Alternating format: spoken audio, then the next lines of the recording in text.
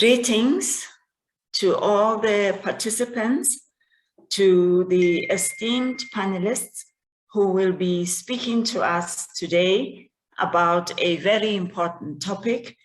We'll cover a wide range of subjects and issues that pertain to the work, the life, the impact of COVID-19 on women, equity, gender, and all the issues that intersect and create either opportunities, depending on what we do, or challenges for women.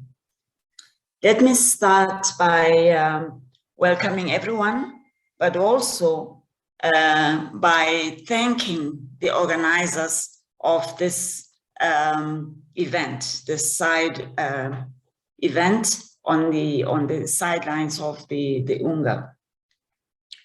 My name is Dr. Nono Simelela, and I am the Assistant Director General for Strategic Priorities in the World Health Organization. I also happen to be the Special Advisor to our Director General, Dr. Tedros. Thank you very much to the co-sponsors of the event, which includes the government of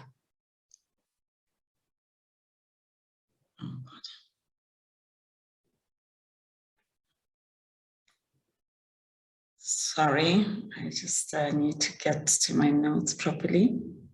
The governments of Argentina, France, Luxembourg, the United States of America, the government of France, the United Nations University International Institute for Global Health, and the Gender Health Hub Women in Global Health, Gavi, and the World Health Organization. Gender equality is fundamental to fulfill everyone's rights to the highest attainable standard of health and is a key driver of the Sustainable Development Goals. In 2021, we convened as an international community through the Generation Equality Forum to make over 1,000 collective commitments to accelerate action for gender equality and women's empowerment. Today, we will be hearing some examples of such commitments and of actions that have already been taken to accelerate progress. Finally, we will discuss the importance of scaling up, in particular, the scaling up of resources to achieve gender equality and empowerment of women and girls in all their diversity. These are important interventions if we are to attain the SDGs, as I mentioned earlier. And now, without much further ado, let's get into this very interesting and dynamic conversation.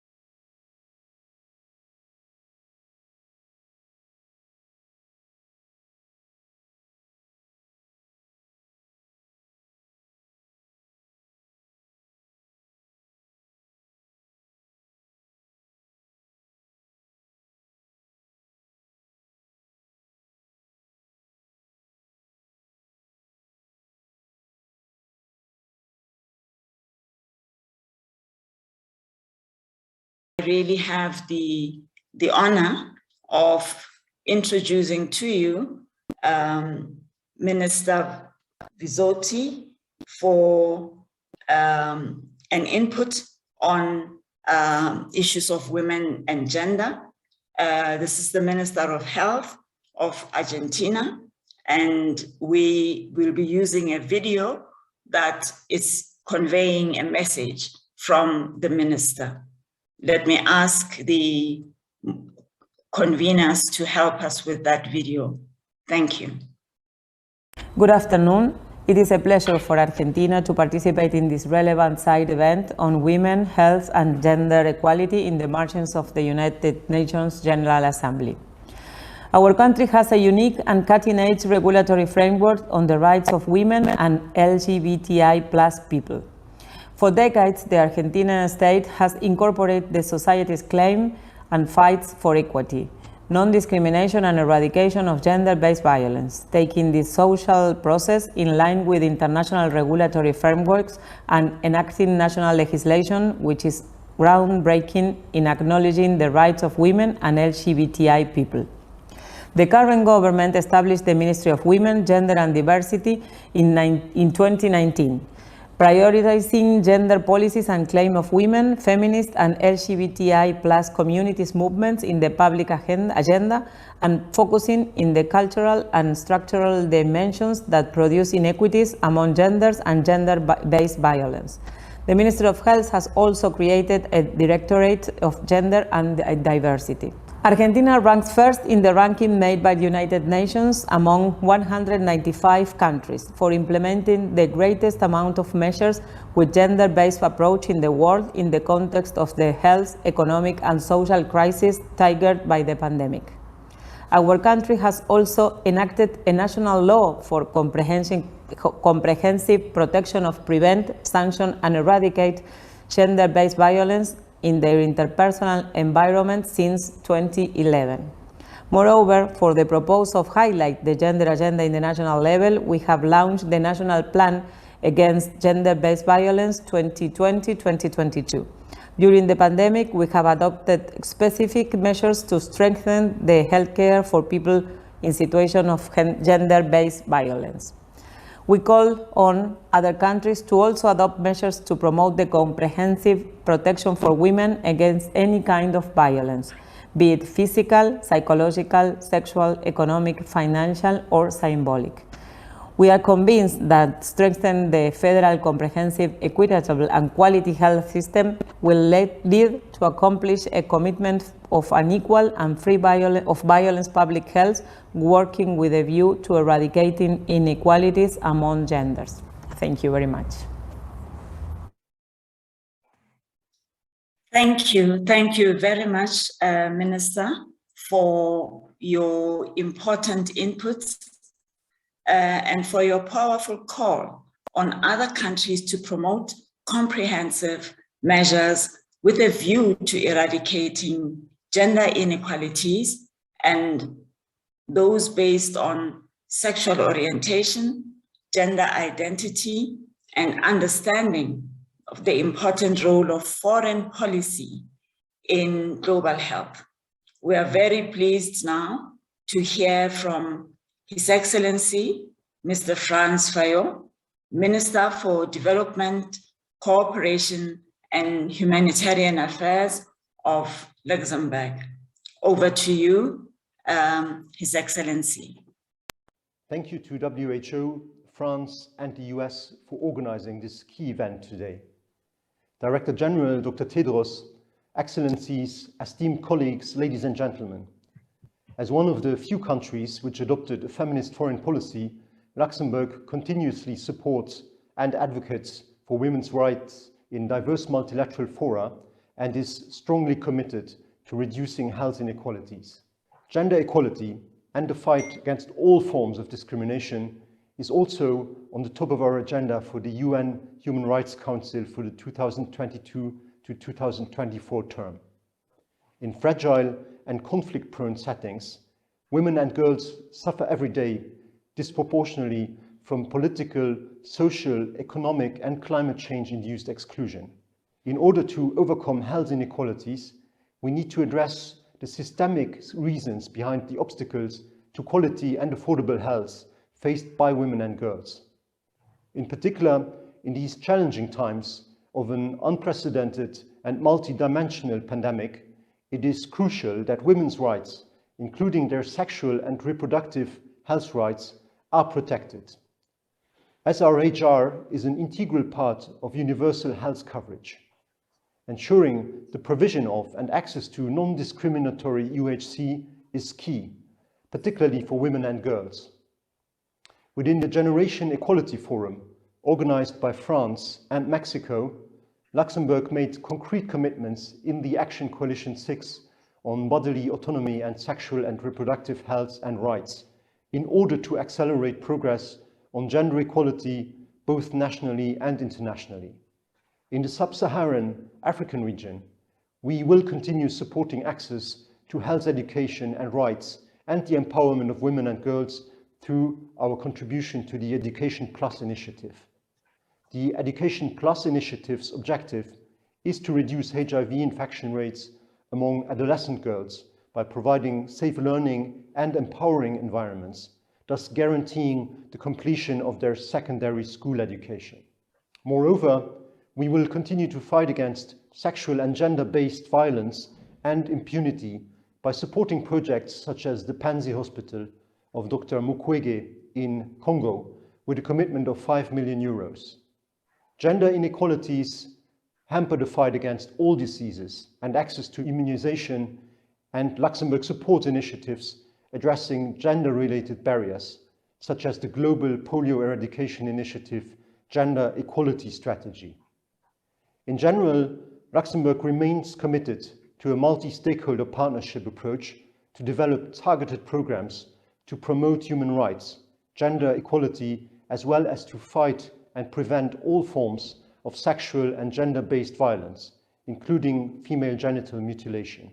Considering that gender equality, while a fundamental human right in itself, remains a significant barrier to achieving women's and girls' right to health and education, our development cooperation launched its new gender strategy in May 2021, encompassing a systematic and transformative approach to gender equality across all portfolios. Gender equality must remain an integrated focus of our strategies and the way forward. Thank you.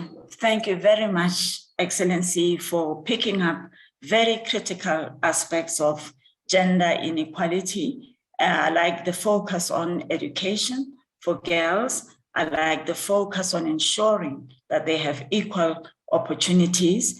And I like the fact that you've also delved into sensitive issues such as female genital mutilation. These are things that are often not spoken about, but are very critical for the agenda of women and the challenges of inequality. I am very excited to hear now that we've got our guest as well, who is a co-convener and sponsor of this dialogue.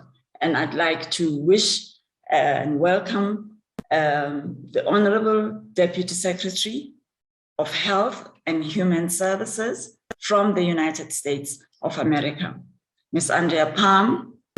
We are looking forward to hearing your comments, your guidance, your strong messages around sexual and reproductive health and rights and women's empowerment.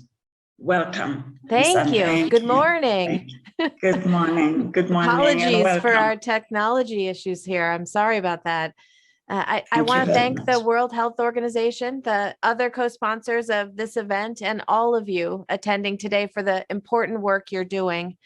It's my honor to join you on behalf of the United States and the Biden-Harris administration and to reaffirm our commitment to advancing gender and health equity in the United States and around the world. The COVID-19 pandemic has made it crystal clear that advancing gender and health equity is vitally important. Over the past year, the pandemic has had a disproportionate impact on women and girls, especially those belonging to vulnerable and marginalized groups. In the United States, we've seen women, particularly women of color, leave the workforce at a higher rate than men. Both here and around the world, women continue to do the bulk of the work in healthcare settings and at home. And we've seen a spike in gender-based violence, as well as a disruption of essential sexual and reproductive health services. Let me be direct. These trends are alarming, and they are unacceptable. And we must come together as a community of nations and partners to address them and build back better in order to advance the health of all people. That's why advancing gender equality and promoting and protecting sexual and reproductive health and rights is a priority of the Biden-Harris administration. That vision includes everyone, regardless of sexual orientation or gender identity. But these are not just empty words. We are turning rhetoric into action. Not only has President Biden requested nearly $350 million in funding for Title X, which is our domestic family planning program, we are working to make sure this program effectively expands access for those most in need while upholding dignity, respect, and quality. As part of our American Families Plan, the president proposed investing $3 billion to address the maternal health crisis in the United States, particularly among Black and Indigenous women. There are some in this country who would like to see us go backwards on women's equality, undermining the rights of a generation. But the Biden-Harris administration has reiterated that every American deserves access to quality, affordable health care, including safe and legal abortion. HHS is taking actions to support and protect both patients and providers from dangerous attacks on healthcare. Around the world, the Biden-Harris administration is taking a government-wide approach, expanding foreign assistance and ensuring programs reach those most in need, strengthening partnerships and demonstrating global leadership, and resuming funding for UNFPA. The president rescinded the harmful expanded Mexico City policy, and the U.S. will continue our longstanding investment in global health programs, including as the largest bilateral donor to global family planning assistance, a commitment spanning more than 5 decades. Sexual and reproductive health and rights affect every single one of us throughout our lives. They are core to some of the most important choices for any human being: who we love, how we form a family, and how we keep ourselves and our loved ones safe and healthy.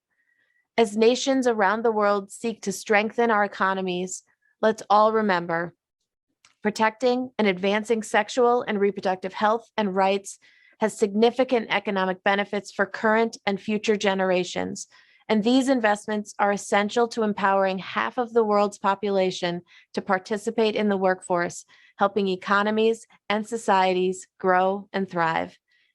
Protecting health and rights for everyone is essential to unlocking opportunity for us all. Next month, the White House will release a government-wide strategy for advancing gender equity and equality in the U.S. and around the world, and we look forward to collaborating with the WHO and other partners to advance that strategy. On behalf of the Biden-Harris administration, I look forward to continuing to work in partnership with all of you to protect those rights, to unlock opportunities for all, and to build back better together. Thank you.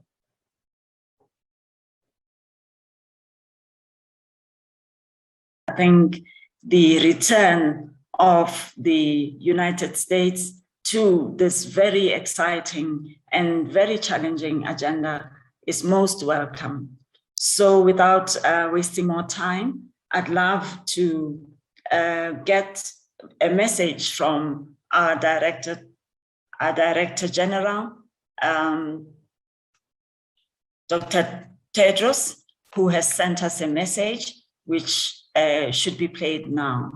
Thank you very much. Excellencies, dear colleagues and friends, there is no equality without gender equality, and there is no global health without women's health. We must ensure that all people, particularly women and girls, have access to high quality and affordable comprehensive sexual and reproductive health services. These are essential health services, and it's critical that during emergencies like COVID-19, these services continue without disruption. At the same time, and especially in crisis, violence against women and girls continues to be a reality for far too many. We must ensure that health systems have the capacity and that health workers receive training to care for survivors of violence. Of course, gender inequalities exist in the health sector as they do around the world. While women form the vast majority of health and care workers, they only hold a minority of seats at the decision-making table. I commend the countries, international organizations, and NGOs who have joined the Gender Equal Health and Care Workforce Initiative and have used this exceptional year as an opportunity to take action. WHO is committed to ensuring that gender equality is integral to all of our work as we support countries to build a safer, healthier, and fairer world for all.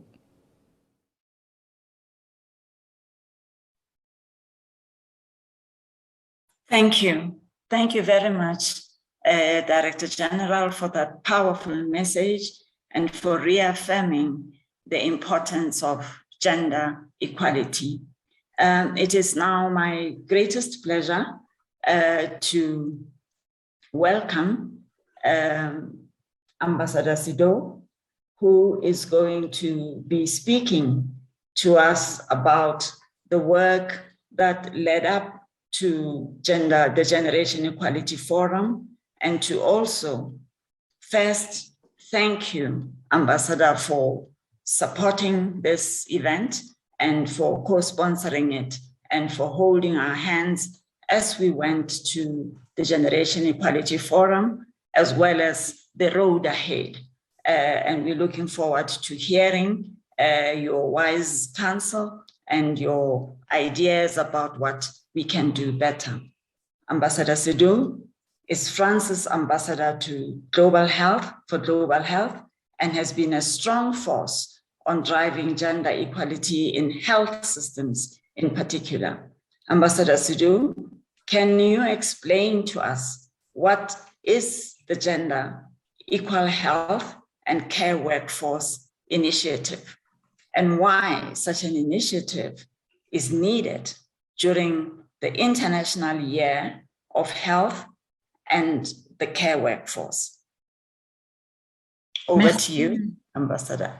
Merci, Princess Nono. C'est un grand plaisir de vous retrouver pour cet événement, comme d'ailleurs l'ensemble des gouvernements et des interlocuteurs engagés. Je salue naturellement les interlocuteurs qui m'ont précédé et représentant notamment de la ministre des États-Unis, puisque les États-Unis font partie également des pays qui sont engagés dans cette initiative que vous me proposez d'évoquer.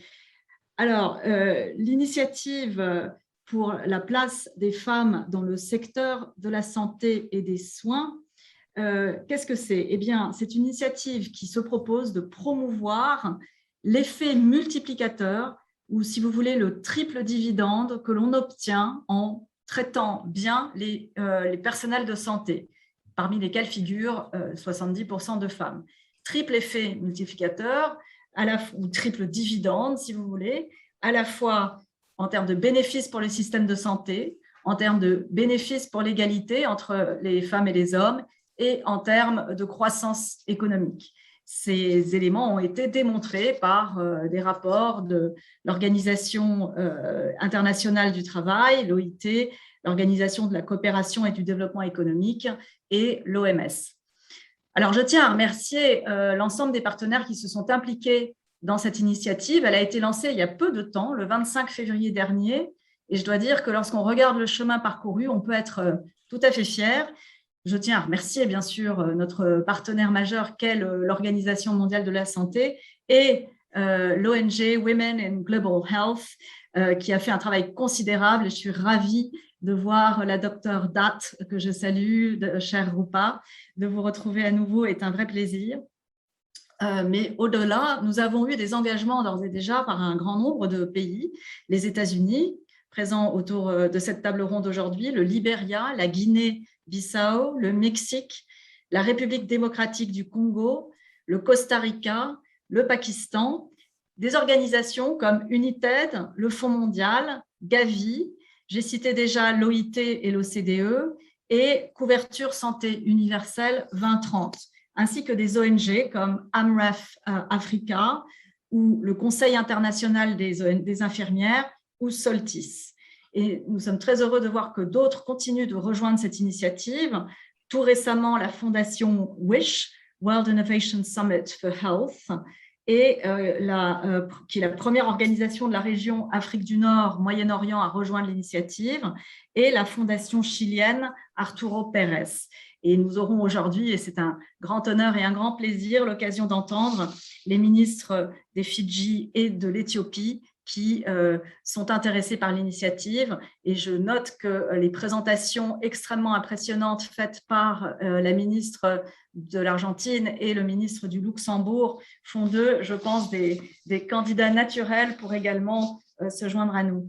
Alors, lors du Forum Génération Égalité que vous avez évoqué, Princess Nono, qui s'est tenu en juillet 2021 à Paris, l'initiative a passé un cap important parce que nous avons eu un débat qui a permis de faire émerger un très très fort mouvement en faveur de nouvelles normes pour promouvoir et protéger les femmes professionnelles de santé avec 4 idées que je vais vous développer très rapidement. 1, nous ne pouvons plus accepter de sous-payer les femmes dans le domaine de la santé, que ce soit dans le secteur public, dans les pays, ou que ce soit dans les projets de développement. Et en particulier, il ne faut plus recourir au travail volontaire ou bénévole. La deuxième norme sur laquelle nous nous sommes tous mis d'accord, c'est sur le fait qu'il serait intéressant de fixer un objectif de référence, par exemple un pourcentage de dépenses publiques, pour garantir des investissements publics et privés en santé pour les ressources humaines en santé, afin d'assurer des conditions de travail et des salaires corrects. Troisième idée, nous ne pouvons plus accepter la violence et les discriminations à l'encontre des femmes professionnelles de santé et pour cela, appliquons la convention numéro 190 de l'Organisation internationale du travail sur la lutte contre le harcèlement au travail, comme l'ont fait les Fiji, et que tous les gouvernements qui soutiennent l'initiative peuvent ratifier. En France, nous espérons que cette convention qui a été signée pourra être ratifiée dans les semaines qui viennent. Elle est en ce moment au Sénat. Et enfin, la quatrième nouvelle norme, c'est de ne plus accepter que les questions de santé soient discutées et décidées sans que les femmes soient dans la pièce. Et pour cela, il faut que les femmes accèdent aux fonctions de gouvernement et qu'elles aient bien l'éducation et la formation appropriée et bénéficient pour cela d'un environnement favorable. Voilà les principes conducteurs que nous proposons de mettre en avant et en n'acceptant plus un retour en arrière. Il faut que les femmes, nous pensons que c'est de notre responsabilité collective d'assurer cela. J'en profite pour ajouter un point, j'ai vu quelques questions qui ont été posées. La santé mentale, un point très important, naturellement pour les populations de tous nos pays et surtout après la crise du Covid, mais aussi un point important de bien-être et de conditions de travail des personnels de santé et des nombreuses femmes qui y vivent. Et j'appelle les uns et les autres à nous rejoindre lors du sommet mondial pour la santé mentale très bientôt à Paris, les 5 et 6 octobre, qui va se dérouler sous l'égide de l'Organisation mondiale de la santé. Un dernier mot pour dire qu'il ne faut pas oublier que les ressources humaines sont la clé des systèmes de santé pérennes, résilients et cohérents qui permettent au plus grand nombre d'avoir accès à des soins de santé de qualité. Les femmes sont un pilier de ces ressources humaines. Alors, n'hésitons plus et engageons-nous. Je vous remercie.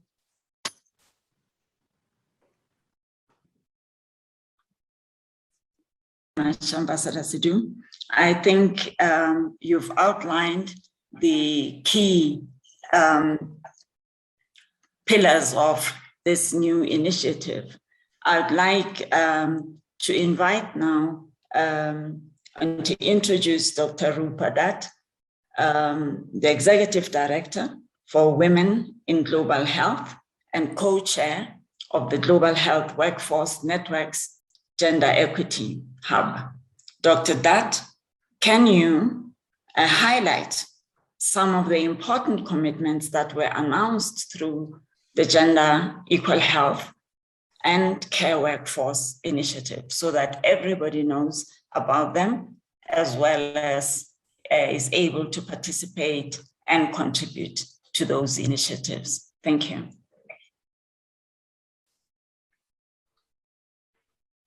Thank you, Nono, for such a warm welcome. And I want to say a special thanks also to Ambassador Sidhu and the rest of the World Health Organization for the partnership regarding the Gender Equal Healthcare Workforce Initiative. We've already heard a prelude of some of the amazing momentum that we've had so far. So just to kind of summarize some of the main highlights, a little over 6 months ago, Women in Global Health was delighted to launch the Gender Equal Health and Care Workforce Initiative with France and the World Health Organization. And the initiative has made remarkable progress in just a short time in 3 key areas.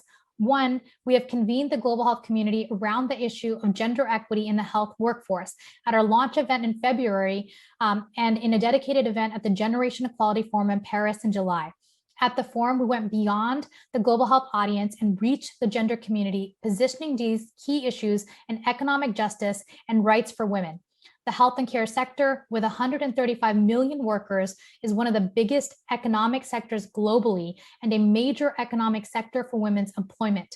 The initiative is grounded both in the 2021 as the year of the health and care workers, but also in the year of the UN Generation Equality campaign to mark the Beijing Women's Conference and accelerate gender equality. 2, we gained political moment in May this year when the initiative was also recognized by member states in 2 resolutions at the World Health Assembly.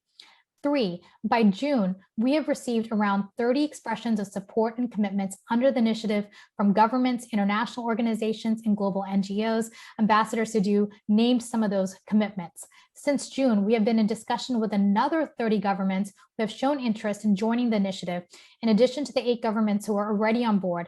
And we continue to engage international organizations and NGOs to build a community that will drive political change at the global level and drive practical change at the country level that will end the gender inequities in leadership, pay, safe and decent work, and protection for women who are the majority of the world's health and care workers. Our initiative is resonating with policymakers who have seen the gender inequities in the health and care workforce exposed by the pandemic and understand how these weaken health systems and undermine global health security. Without women, as 70% of the health workforce, there are no health systems. Without women, the mass vaccination campaigns that we see as our best way out of this pandemic will be impossible. We now need both vaccine equity and gender equity for the women who will vaccinate the world. Nothing that we are raising in the gender and equal healthcare workforce is new. COVID-19 did not create women's marginalization in the health leadership or the fact that women health workers earn less than their male colleagues, and sometimes they earn nothing at all. COVID-19 worsened, but did not create the violence and harassment experienced routinely by women health workers. The pandemic has, however, had one major impact. Health workers all over the world are exhausted, they are angry. After 18 months of the front lines of the pandemic, women health workers especially are burnt out and traumatized, having faced huge patient surges at work and increased unpaid care at home. The prediction is that globally 18 million health workers are needed at the beginning of the pandemic, and now this urgent global problem has become critical. Health workers have died and continue to die from the virus, and large numbers will be left with long COVID and mental trauma. Reports suggest that women health workers are all around the world planning to leave the health profession. This is catastrophic. We cannot afford to lose even one trained health worker, and this is why we urge all of you to join this initiative. Globally, we need a new social contract for women in the health and care sector that gives women the equal, safe, decent work they need to stay in the profession and continue to deliver health for all. And those gender equal conditions will attract women into an expanding health and care profession, filling vacant jobs, enabling achievement of global goals such as universal coverage, The Gender Equal Health and Care Workforce Initiative is not promoting a marginal women's issue. Gender equity in the health and care workforce is central to strong health systems, strong societies, and global health security. On that note, I invite all of you to join the Gender Equal Health and Care Workforce Initiative, and turning it back to you, Nono.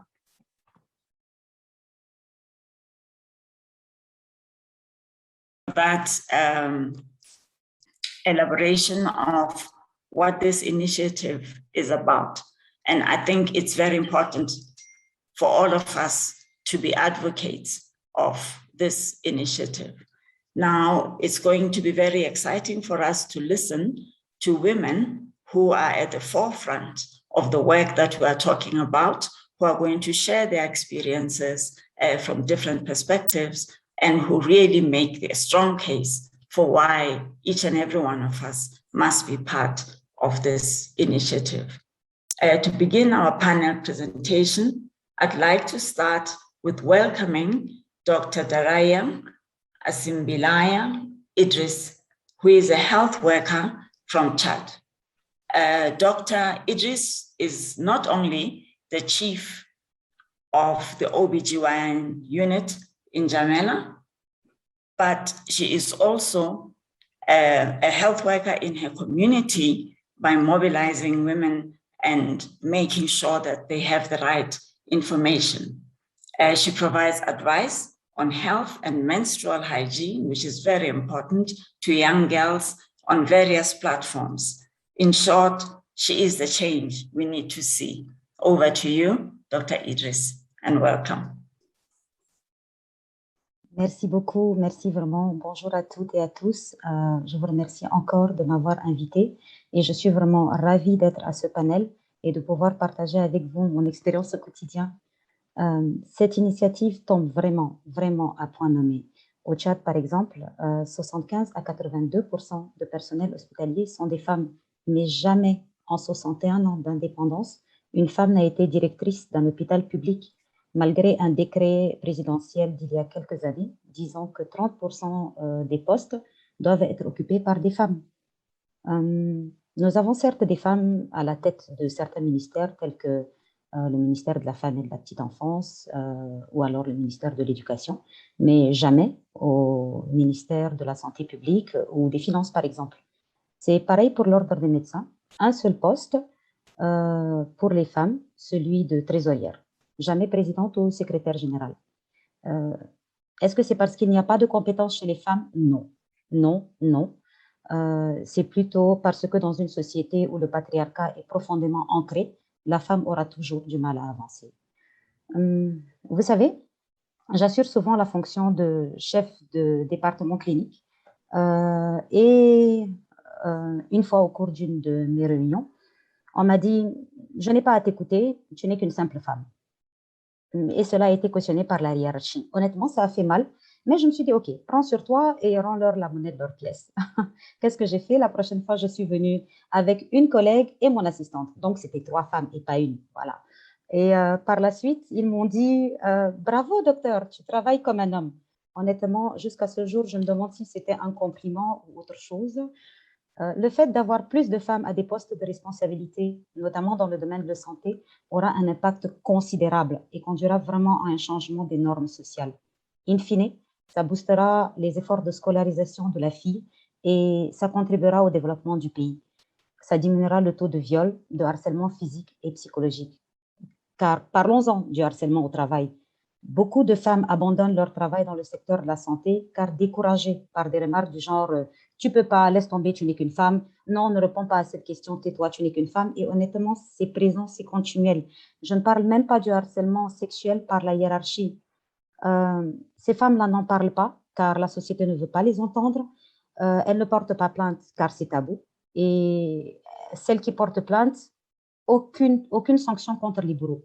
J'ai été témoin et victime de plusieurs cas de harcèlement moral et psychologique. Une de mes collègues a été mutée dans un hôpital provincial parce qu'elle a refusé les avances de son supérieur. J'ai reçu des messages du genre « ma chérie, mon sucre » et de la part de mon supérieur hiérarchique. Et il a fallu taper du poing sur la table dès le début, en parler pour que ça s'arrête.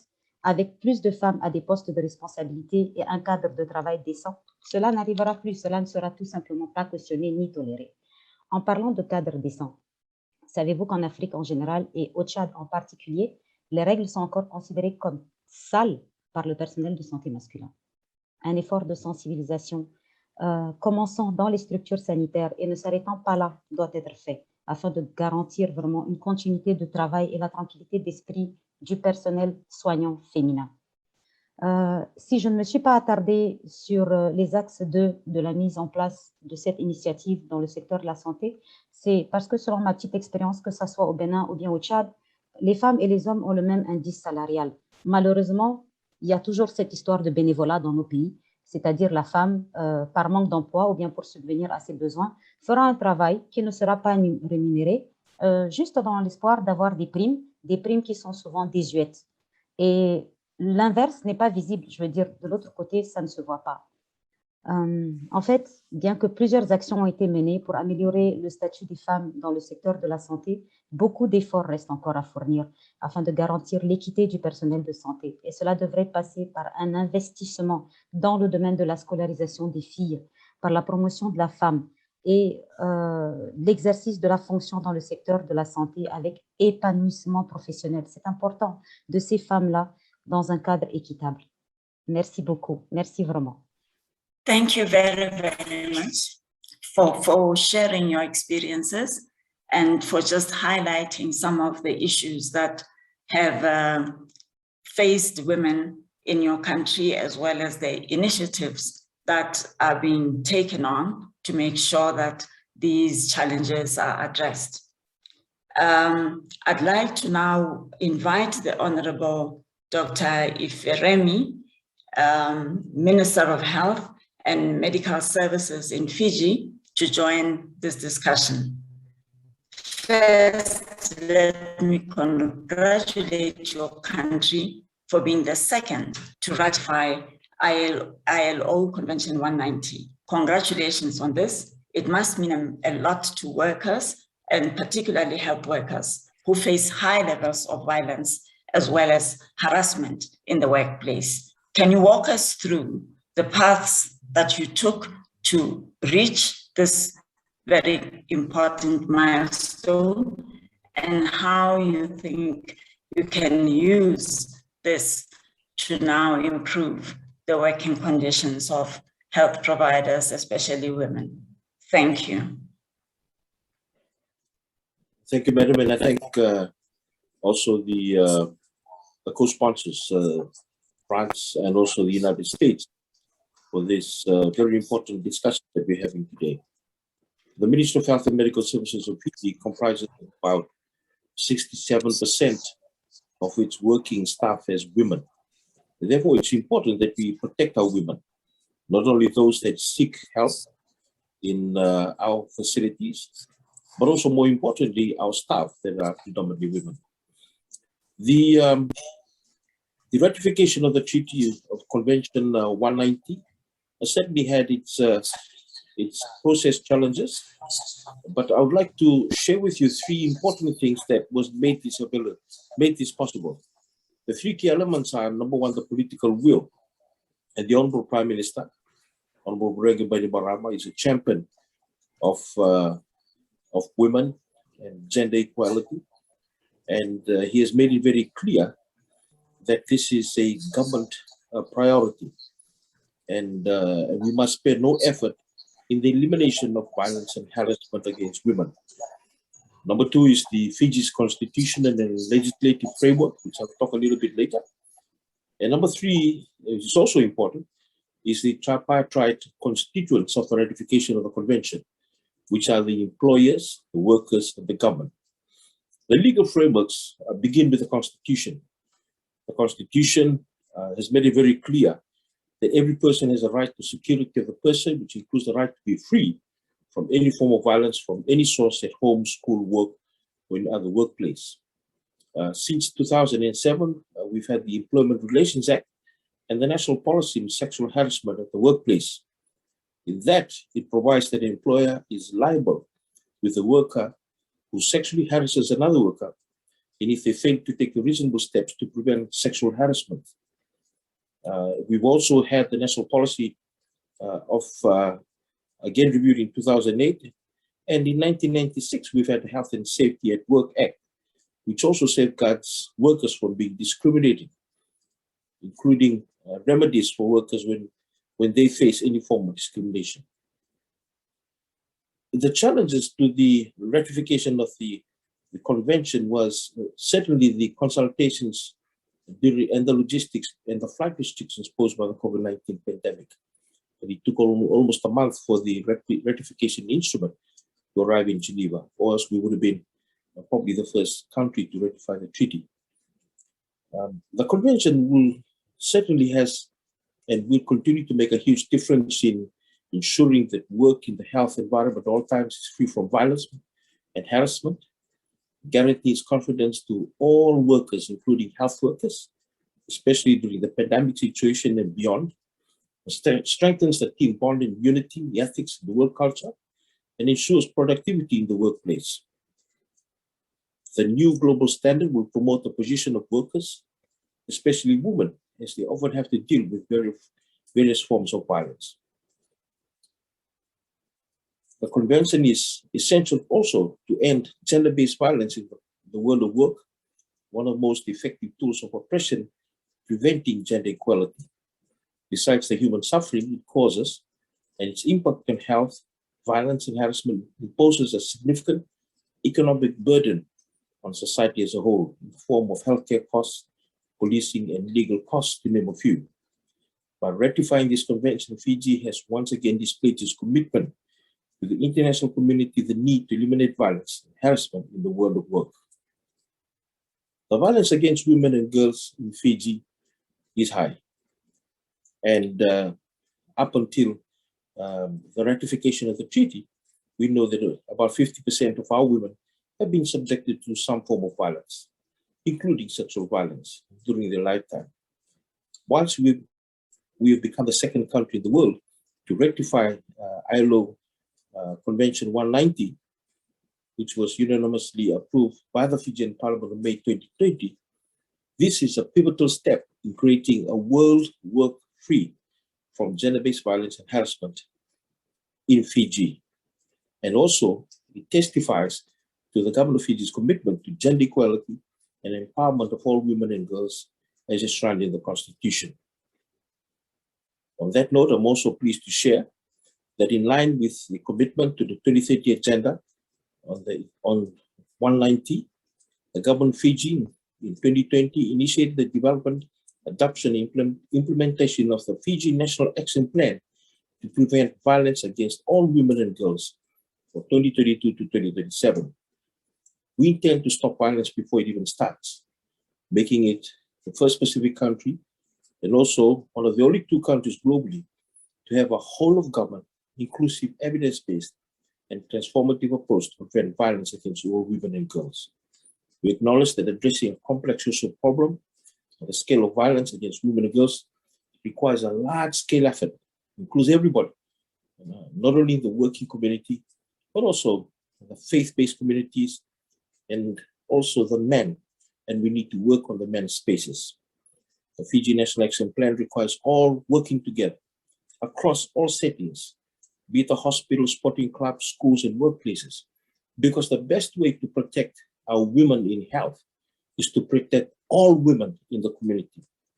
In this context, we acknowledge the effort to preventing violence against women and girls has important implications for almost every aspect of the health sector, from physical infrastructure, staff training, policies, patient flow, referral networks, and data collections.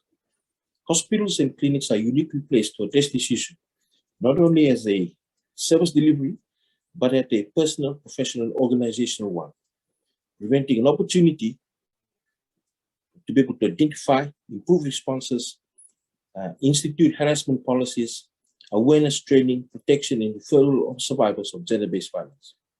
We have extensive and established networks across Fiji and have the capacity to coordinate interventions at all levels. In conclusion, I am pleased to confirm that Fiji is committed to accelerate the progress for achieving the goal of gender equality health equality, and recognizing that we need to build back better from COVID-19, the needs of all women and girls at the center and leading.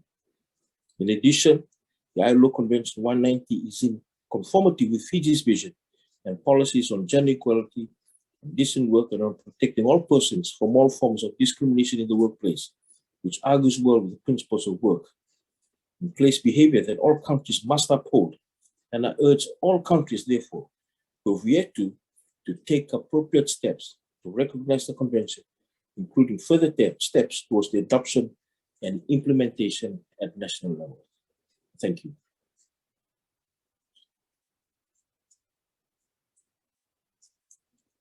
I would really like to ask our panelists to be as brief as possible.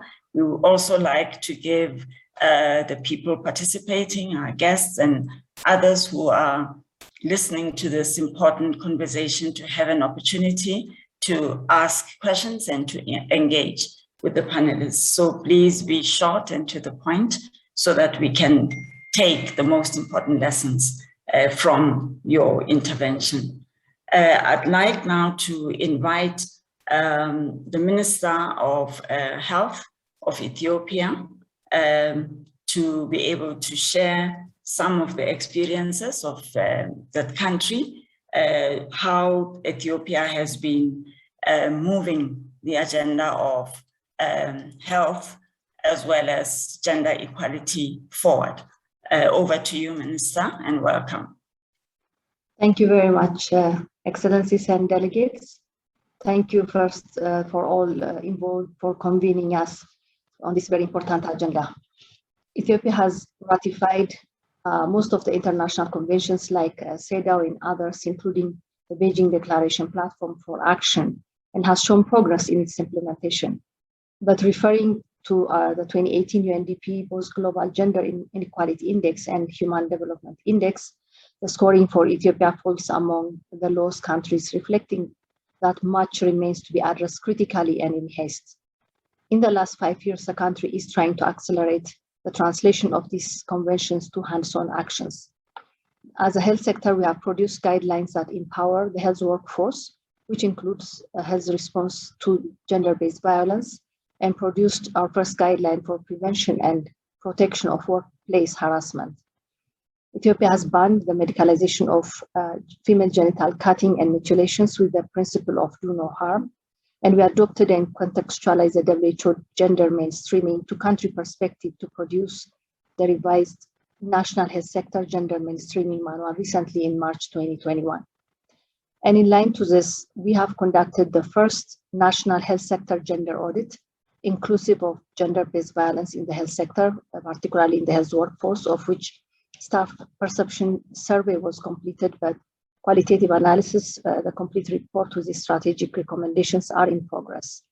These findings will help us establish the baseline for gender mainstreaming in health. Moreover, we produced a clear strategic plan for gender mainstreaming and women empowerment, inclusive of persons with disabilities as well.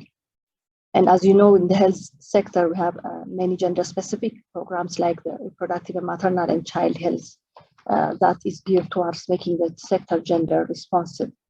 And women empowerment as a strategic approach is taken critically, and much changes are being realized as government of Ethiopia, including women being positioned at the top executive level. However, even if women account for the majority of the health workforce, particularly mid-level decision-making positions still require huge efforts to bring in the gender balance to work on gender equitable actions. And one of the programs we have at our ministry for this is a leadership incubation program, which targets women and youth to empower them in their leadership capacity and get them ready for different leadership positions. And as you're probably aware, since the last 2 to 3 years, Ethiopia is a different challenge related to, of course, the COVID pandemic, but also instability and conflicts that resulted in internally displaced people and other emergencies. And these conditions bear greater impact on the health system and service delivery, diverting resources to combat the ongoing emergency and reviving health system in places where these services are interrupted. And these crises at times become the floor for violating the rights of women and girls. And the health sector in its health response strategies for emergency has also prioritized addressing gender-based violence as one of the core areas of the response to prevent and protect victims of gender-based violence through expanding one-stop clinics for GBV service, as well as better readiness to respond to the health needs of gender-based violence survivors, but also working with different sectors on the prevention and early detection. And I mentioned all this to show Ethiopia has explicitly expressed its commitment to achieve gender equality, also evidenced through its constitution and policy. And as the Minister of Health, I also reaffirm our commitment to advance gender equality in health programs and the health care workforce and operations through gender equitable approach for women and men in all spheres of work. And our ministry is committed to also strengthen sectoral collaboration and links to other relevant sectoral plans and collaborate and cooperate with our development partners to achieve the sustainable development goals and advance gender equality and mitigate inequalities for health and well-being. I thank you. Very much, Minister, for your very precise and very concise interventions. I would like now to move us fairly quickly to the accelerate segment of our discussions. And we will start that by watching an animated video prepared by the World Health Organization on the importance of advancing gender equality in the health system and the rights of women and girls in all their diversity. Let's have the video, please. Thank you. In 1995, the Fourth World Conference on Women in Beijing set out a progressive blueprint for advancing women's rights. But 26 years later, progress on gender equality, women's empowerment, and health is too slow and uneven. The COVID-19 pandemic has also reversed the progress that was achieved. We must do much better, and we can.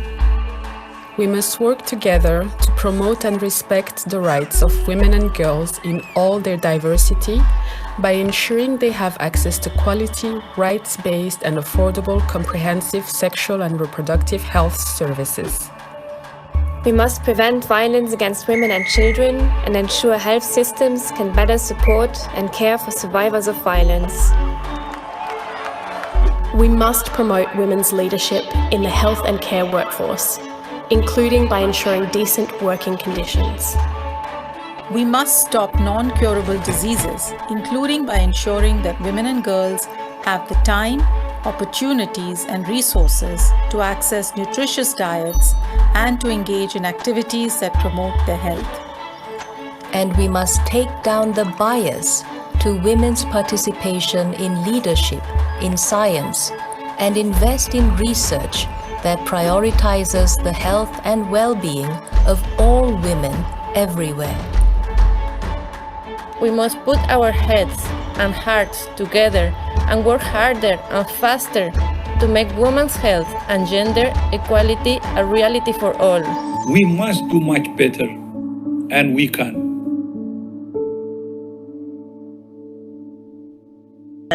Moving into the segment, as I said, of acceleration, I'd like to turn now to Ms. Sivanati, the Executive Director of the Asian Pacific Resource and Research Center for Women. Ms. Tanentiran, sorry if I pronounced your name wrong, but I mean it well. Recent data from WHO and partners show that violence against women is devastatingly pervasive and starts at an alarmingly young stage. What, in your view, can be done to both prevent and address violence beyond the global COVID-19 pandemic? And what can we do to support younger girls and women who have survived this atrocious attacks? Over to you. Thank you, Dr. Nono. Indeed, you are right. You know, the COVID-19 pandemic has put a spotlight on the issue of gender-based violence. During the pandemic, when lockdowns and movement restrictions came into force across countries, violence became part and parcel of everyday reality.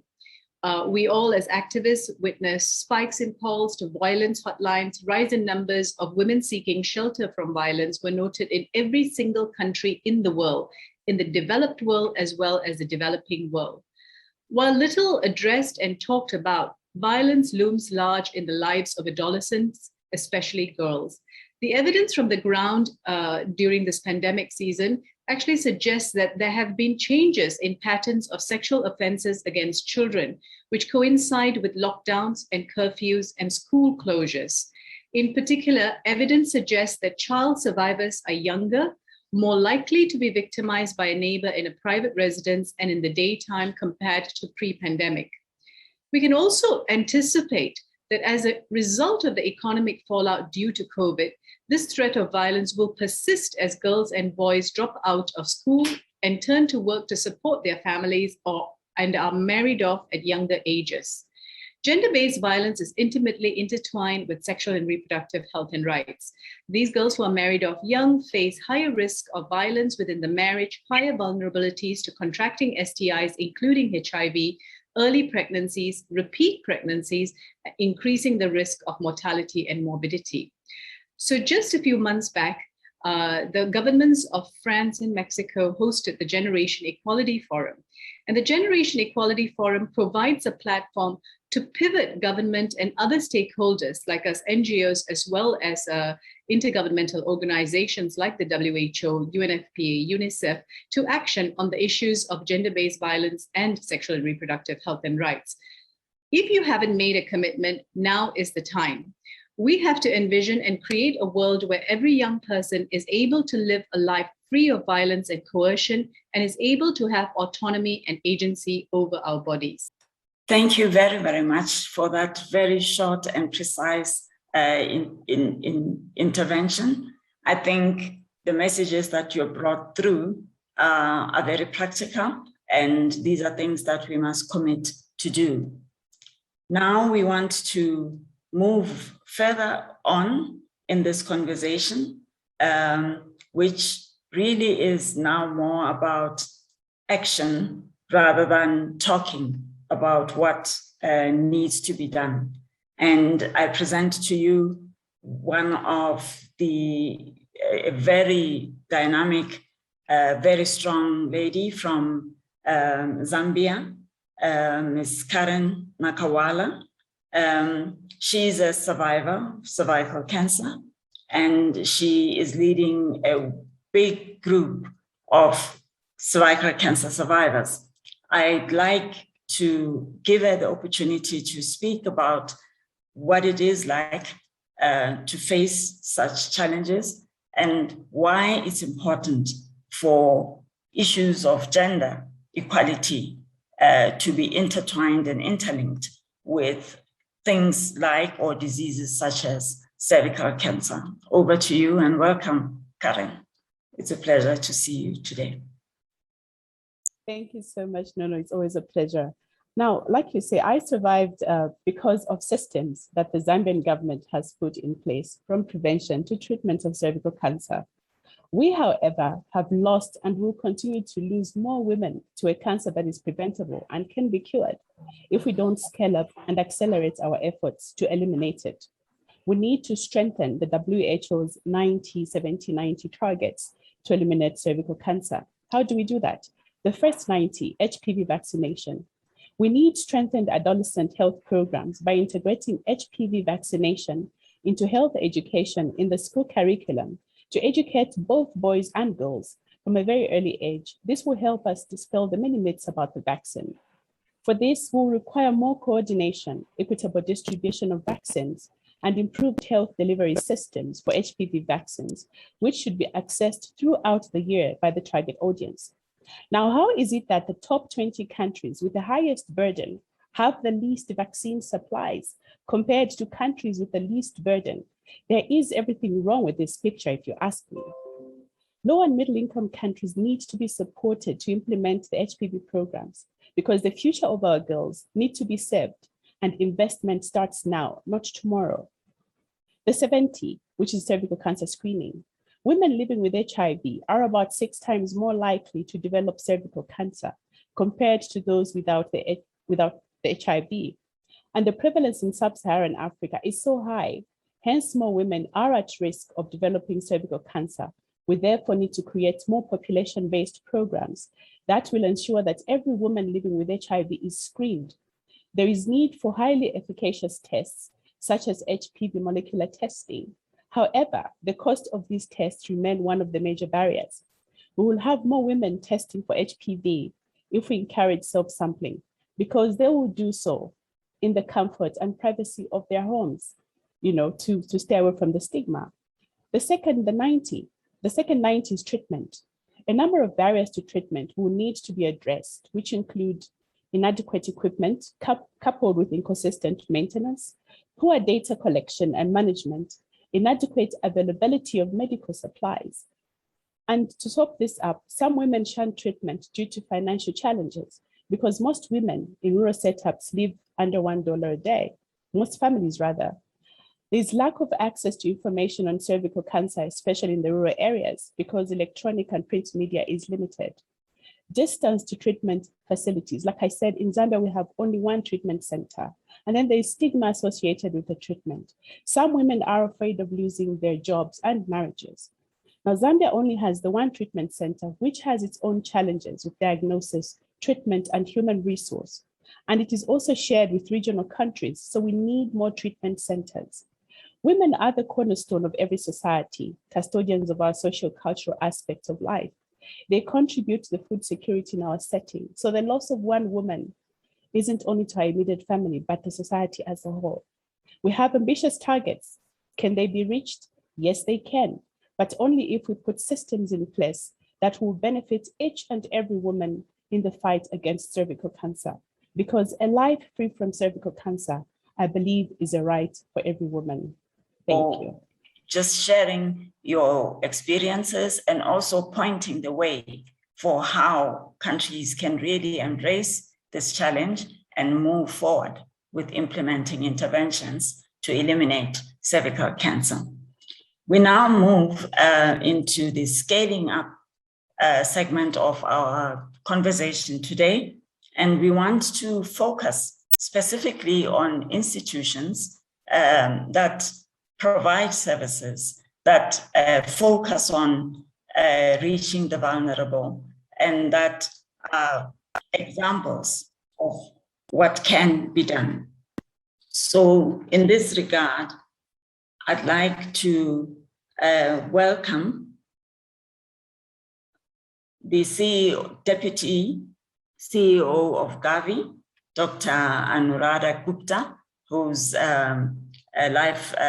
maybe not lifelong, but who is a friend, who is a colleague, who really has a very, very determined approach to reaching the most vulnerable. Now, in the context of the COVID-19 pandemic, Dr. Gupta, what concrete measures is Gavi taking to promote gender-transformative approaches for health equity? Welcome, and over to you. Thanks, Nono. I'm pleased to be part of this important forum because we really at Gavi believe that there is no better time than now to act decisively to reduce gender disparities. The pandemic has, as so many people have said, further deepened the gender divide. We see this particularly in lower income countries that Gavi works with. For example, coverage of HPV vaccine that Karen highlighted already as a problem further fell last year. It is already inadequate, but it really declined because of closure of schools in Gavi-supported countries, despite the fact that these countries bear a very high burden of cervical cancer deaths. As essential services got disrupted, including childhood immunization, we have seen girls in poorer households are put at a much higher risk of dying of diseases that can be so easily prevented, for example, with vaccines such as measles, diarrhea, pneumonia. Our hard-won gains made on making immunization equitable and gender equal are at risk of reversal because of the pandemic impact. And we do believe that addressing gender-related issues will not happen by chance or accident, but would need all of us to be very intentional, purposeful, and deliberate. And that is why gender and equity are at the heart of Gavi's new strategy, which we typically call Gavi 5.0. This begins right now as we speak in 2021 and really carries the vision of leaving no one behind with immunization. We are using all our funding levels, technical assistance, the Alliance Voice to support countries to identify and reach zero-dose children, those children who do not receive even a single vaccine shot, whose mothers do not receive antenatal care or skilled birth attendance and face acute gender discrimination. Zero-dose children, for us, are the face of the starkest societal and gender inequities and account for half of vaccine-preventable deaths in Gavi-supported countries. And unfortunately, the number of zero-dose children increased further by 30% in 2020 because of the pandemic. And this reinforces the importance and urgency of addressing gender barriers that abound in these communities and prevent children and women from accessing services. So to further underline this laser focus on equity, in a historic decision, the Gavi Alliance Board has approved $500 million as dedicated funding to support countries address key equity barriers, including those related to gender, because we acknowledge gender equality as central to our journey to reach marginalized populations and communities. I also want to really say cervical cancer is an important area of focus. HPV vaccination and scaling it up in Gavi countries is going to be a core focus of our work for the next 5 years. Gavi has also made specific commitments to the Gender Equal Health and Care Workforce Initiative. So first, we will champion gender equity and leadership in the health and care workforce by supporting women's leadership in immunization programs. And we run this leadership management coordination program through which we are aiming to equip managers in the health field to implement gender-transformative human resource policies and practices that result in increased representation of women in senior decision-making positions. Secondly, we are promoting safe and decent working conditions, including equal pay and protection from sexual harassment and violence at work for women in the health sector, another area that a lot of speakers highlighted. And through our health systems and immunization strengthening grants, we are working with countries to address gender-related challenges faced by the immunization health workforce. Additionally, we've also put in place safeguarding policies for the COVAX humanitarian buffer to ensure that healthcare workers and caregivers' safety and protection is ensured. Last, we are working to ensure all health and care workers are prioritized for COVID-19 vaccination. Rupa highlighted this, recognizing majority of frontline workers are female. So we absolutely believe what Rupa said, vaccine equity, also gender equity. So through COVAX, we are supporting countries to vaccinate their priority populations, including frontline health workers. And these health workers are playing a key role in building trust in COVID-19 vaccines, as well as routine immunization. We've also jointly developed a checklist with alliance partners and UNU on tackling gender-related barriers to equitable COVID-19 deployment.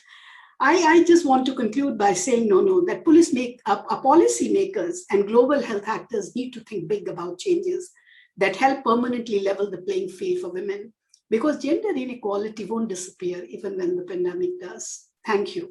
I have now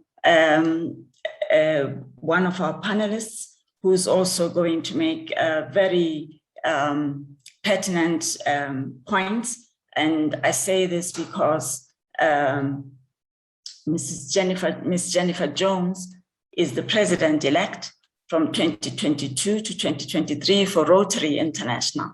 Now, Rotary is one of the biggest non-governmental organizations that is working with many partners all over the world to expand access to services. So we'd like to hear from you how you're going to help take this agenda forward and how we can participate and benefit from some of the work that you do. Over to you, Ms. Jennifer Jones. Thank you. Well, thank you so much. And thank you for the very kind introduction. It is an honor and a pleasure to be here with everyone today in this critical conversation. More than 3 decades ago, members of Rotary started us all on this path towards eradicating polio. And we have been at the forefront together with our global partners in the Global Polio Eradication Initiative, and we're on the brink of eradicating polio forever. At the Paris Generation Equality Forum, the GPEI joined WHO in making bold and ambitious commitments for gender equity and global health. This is one of the largest public health efforts of its kind, and it is our moral imperative to advance the GPEI's gender equality strategy. This strategy strives to integrate a gender perspective into our programming while promoting the full engagement of women in programmatic decision-making and implementation at all levels. Rotary, as many of you know, is a global movement in more than 180 countries, and we're committed to big goals. We're working hard to improve healthcare, economic, and educational opportunities for women. Our members are taking on impactful projects like vaccinating 100,000 children in 9 Pacific countries against HPV, as we've just heard the importance of, eliminating malaria in Zambia, providing clean water to everyone in Haiti. And this year, we're putting a very special focus on empowering girls worldwide, opening doors for young women to build brighter futures. I'm actually joining you from Paris today, where I'm participating Saturday in Global Citizens' 24-hour, once-in-a-generation, 6-continent event to defend the planet and defeat poverty. And I'm pleased to be part of a segment where gender equality is taking center stage. Many of our partners and donor countries are involved in the event, and this punctuates that so many public health goals, whether eradicating polio or tackling COVID, require the full engagement of communities. Women, men, boys, girls. Only when all of our voices are heard and joint action is developed that communities can work together for health for all. Thank you so much, and back to you. Thank you. Thank you very much. I think the point you make about the involvement of young boys and men is very, very important. We have one last panelist, Ms. Maria Holzberg, Regional Humanitarian Advisor for the Asia Pacific Regional Office of UN Women. We'd like to hear your thoughts, your messages, your experiences. How can we collectively move this needle forward? Thank you very much, and over to you. Thank you very, very much. And thank you for patience. It's such an honor to be part of this. I would like to respond to your question specifically by sharing some voices from women-focused organizations. So the Gender in Humanitarian Action Working Group, GBV Area of Responsibility and Voice, convened a virtual listening session with women-focused organizations on the COVID vaccine rollout in Asia and the Pacific. And we used the guidance note that Dr. Gupta from Gavi mentioned as a framing for this listening session. And we made sure also that the checklist was aligned with what we know are the core domains of the WHO and UNICEF guidance for COVID national deployment and vaccination plans. So the panelists represented voices from youth, women living with disabilities, women in conflict settings, and we discussed challenges, including personal accounts relevant to specific marginalized groups. For instance, Agatha, who you see pictured here, discussed the difficulty of people in the deaf community to access trustworthy information. Manasha and Trip, they discussed the barriers many youth were experiencing in accessing vaccines. And they also shared ways that youth were able to help vaccine rollout that were primarily app-based. So they were part of a solution. During the listening session, we separated into supply and demand side issues. And it's very clear, and we've discussed it many times today, that women, especially those with intersecting vulnerabilities, need to be targeted with vaccine rollout. This is particularly critical because women are often tasked with caring for family members, and women play a central role in health and immunization decisions. So in terms of access, there is a number of issues. For instance, physical, so heightened mobility issues, limited availability to go to vaccination sites. There were administrative issues, such as registration modalities, social issues related to domestic care obligations, and this has been discussed throughout today. There's also lack of translated information, and there's also discrimination and related to COVID-19.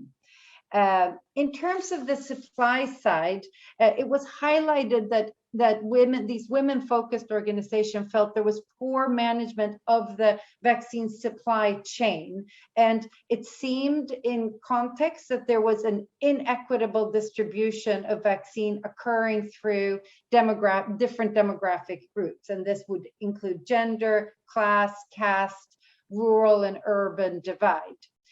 Also, one challenge is that an exclusively digitalized vaccine information and registration systems can perpetuate exclusion of marginalized communities, and it can leave behind those most vulnerable. So we concluded all this into a compilation report and analysis, and I will share the link in the chat. And thank you very, very much for your time. Thank you. The summary that you've just provided on how things can be improved and who can take or must take responsibility for some of the work that needs to be done. I just want to remind our participants that because we're running out of time, they can post questions on the chat application there in the conversation. I've seen a lot of questions being answered by our team, and I hope that those that require much more in-depth information will be able to get this information at a later stage. I'm informed by my colleagues that the Minister of Burkina Faso had to drop off, but that there is someone who is replacing the Minister and who will just provide brief remarks on the messages that would have come from the Minister over to the representative of the Minister of Burkina Faso. Thank you. Oui, bonjour madame, bonjour chers participants à ce panel. Je suis Dr Adjami Eufrazi, je suis de l'équipe du ministre de la Santé du Burkina Faso, le professeur Charlemagne Ouedraogo. Il nous a été demandé de se pencher sur le thème femmes, santé et égalité des genres. Et nous avons pour cela retenu plusieurs leçons, bien sûr, liées à la COVID-19, qui est la pandémie mondiale depuis 2019, en effet. Et la première leçon que nous avons retenue, c'est principalement comment faire face au manque d'intrants. Nous sommes un pays en voie de développement, et nous avons des problèmes d'intrants tels que la disponibilité de savon, d'eau potable, de gel hydroalcoolique pour les femmes, qu'il faut le reconnaître, sont au premier rang dans la vie quotidienne, de même que la confection du matériel local tel que les masques comme mesure de barrière. Et la leçon donc à retenir, c'est comment faire face à ce manque d'intrants dans la lutte contre la COVID-19. La deuxième leçon dont Monsieur le ministre voulait vous parler, c'est la prise de mesures fortes comme la fermeture des marchés publics. Chez nous, au début de la pandémie, comme partout ailleurs, nous avons assisté à ces mesures fortes-là qui consistaient bien sûr à la fermeture des marchés. Et chez nous, il faut dire que la plupart des femmes de notre pays mènent des activités dans le commerce informel. Elles ont des petites activités de marché. C'est avec cela qu'elles arrivent à subvenir aux besoins de leur famille. Et la fermeture de ces marchés-là a posé un réel problème. Et la leçon à retenir, c'est qu'il n'était pas indiqué pour nous de fermer tous les marchés sans mesure d'accompagnement économique. Il fallait vraiment accompagner ces femmes sur le plan économique pour qu'elles puissent s'occuper de leur famille. C'est une égalité genre flagrante. Le fait qu'elles aient été obligées de ne pas pouvoir s'occuper de leur famille. Et des études ont montré que plus de la moitié des femmes affirment avoir retrouvé leurs revenus à la réouverture de leur petit commerce. Et la troisième leçon que je voulais partager avec vous, concerne la fréquentation des services de santé. Bien sûr, la tendance a été à la baisse pour deux raisons chez nous. La première raison, ça a été que les femmes avaient peur d'être contaminées. Et la deuxième raison, ça a été le rejet même des patients par le personnel de santé. Il faut dire que c'était une maladie très stigmatisante au début, comme actuellement, et toujours, selon une étude du round 8 de l'enquête Performance Monitoring for Action 2020, la plupart des femmes ont déclaré avoir eu peur d'être contaminées au début de la pandémie. Et bien sûr, elles ont déclaré avoir certains services de SMI, de planification familiale, ont arrêté leurs activités au début de cette pandémie. C'est ce qui a motivé le Burkina Faso à postuler et à être co-leader auprès de la coalition d'action droit et santé sexuelle et reproductive du Forum Génération Égalité. Et à ce sujet, le Burkina Faso, notre pays, a partagé 8 engagements régionaux. Nous étions en tout 6 pays d'Afrique de l'Ouest et nous avons pu prendre plusieurs engagements, dont les principales, je n'aurai pas le temps de toutes vous les citer, mais nous avons pris l'engagement d'intégrer l'éducation sexuelle complète à la sexualité, que nous appelons chez nous éducation à la vie familiale, y compris la gestion de l'hygiène des menstrues dans les programmes d'enseignement pour vraiment créer des espaces sûrs au niveau des centres et des écoles professionnelles. Nous avons également proposé comme engagement dans le cadre du Forum Génération Égalité d'assurer la gratuité des soins chez les enfants de moins de 5 ans et chez les femmes enceintes jusqu'au 42e jour du postpartum pour rendre pérenne cet engagement-là. Nous avons également jusqu'à 8 engagements, je ne les citerai pas tous. Et le dernier dont je voulais attirer l'attention, c'était de renforcer le cadre juridique en faveur de la lutte contre le mariage d'enfants en fixant l'âge au premier mariage à 18 ans, aussi bien pour les filles que les garçons, par la mise en place ou la relecture du Code des personnes et de la famille. Ce sont autant d'engagements pris avec 6 pays de la région Afrique de l'Ouest qui nous permettent, nous en avons la certitude, d'aller vers une génération égalitaire d'ici 2025. 2030, nous pensons pouvoir amorcer cette génération égalitaire. Voilà, c'était les mots que le ministre de la Santé du Burkina Faso, par ma voix, voulait adresser à cette table ronde. Je vous remercie beaucoup de m'avoir permis de m'exprimer et d'avoir pu partager nos engagements régionaux pris au Forum Génération Égalité. Merci beaucoup. Thank you.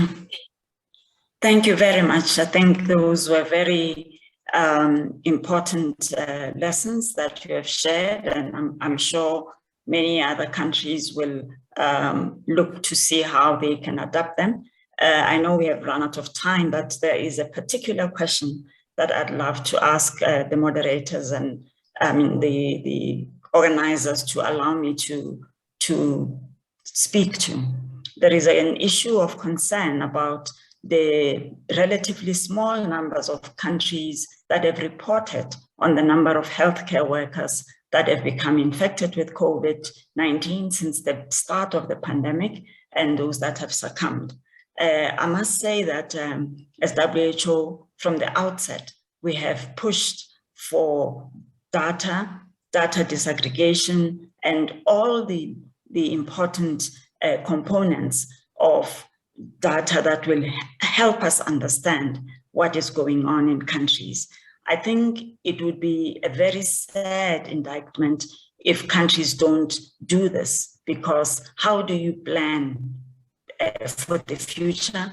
How do you build back better if you don't know how many healthcare workers you have lost to the pandemic? So I suspect that that information is available.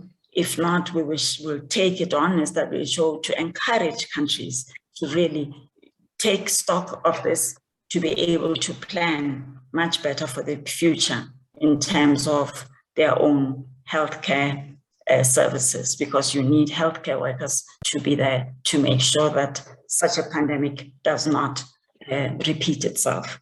So I think the most important thing that we collectively can do, after hearing all of these important examples, after hearing what governments committed at the Generation Equality Forum, is to ensure that we've got accountability mechanisms that can be put in place, that can track these commitments, that these commitments become real, tangible interventions that improve and change women's lives. So we will be doing that through a wide range of methodologies with many other institutions who have the mandate to ask the hard questions of WHO and other institutions. And we look forward to those reports, taking stock as we move towards 2030. So on behalf of the co-sponsors, of the many people who prepared for this very interesting and robust conversation, I just want to say thank you on behalf of WHO, and that we are always available to continue these conversations through our websites, through dedicated platforms, and we will continue to engage. We are in this for the long haul, but we are in it together. And being in this together means we have a very high chance of succeeding. So thank you for the honor of moderating this session. And thank you very much to all the people who shared their experiences. Thank you. And may I just wish you well in your different areas of work. Stay safe. The pandemic is not over yet. Continue to support each other and support your governments to achieve the targets that we have set. Thank you very, very much.